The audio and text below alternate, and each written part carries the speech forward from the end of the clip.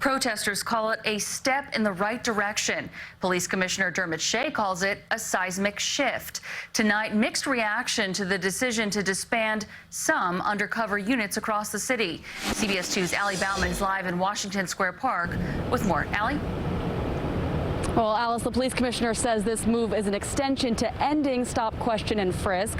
Protesters say it's a step in the right direction, but getting rid of one undercover unit is far from enough reform to appease their demands of overhauling the entire department. Stand up, stand up! Taking to the streets for the 19th consecutive day of demonstrations in New York City, protesters say they will not be silenced until the NYPD's budget shrinks and they see real police reform.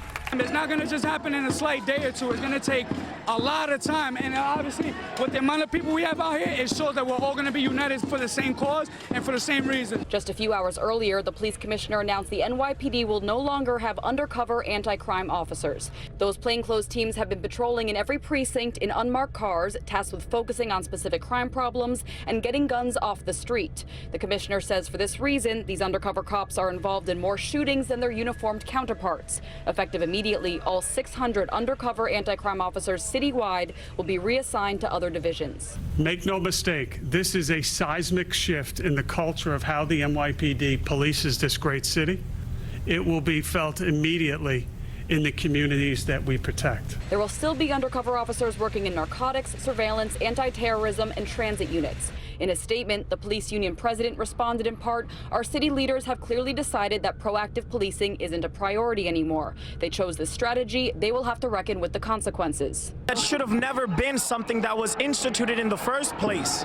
If the police are here to serve and protect, but they're undercover in plain clothes, intentionally trying to capture individuals, I'm sorry, but you're reducing the amount of illegal things that you're doing. Also Monday, Governor Cuomo signed additional police reform legislation. State and local law enforcement officers will now have to report within 6 hours of discharging their weapon. Police departments will be required to compile and publish racial and demographic data of all low-level offenses, and police will be required to provide medical and mental health attention to people in custody. How do we take this moment and actually institutionalize it to have progress? What they're trying to do is give us the small things that they know will appease us. But listen, Governor Cuomo, we're not falling for it. Well, the police commissioner said he was considering the disablement of the anti-crime unit for about a year, and this decision wasn't the result of a singular event.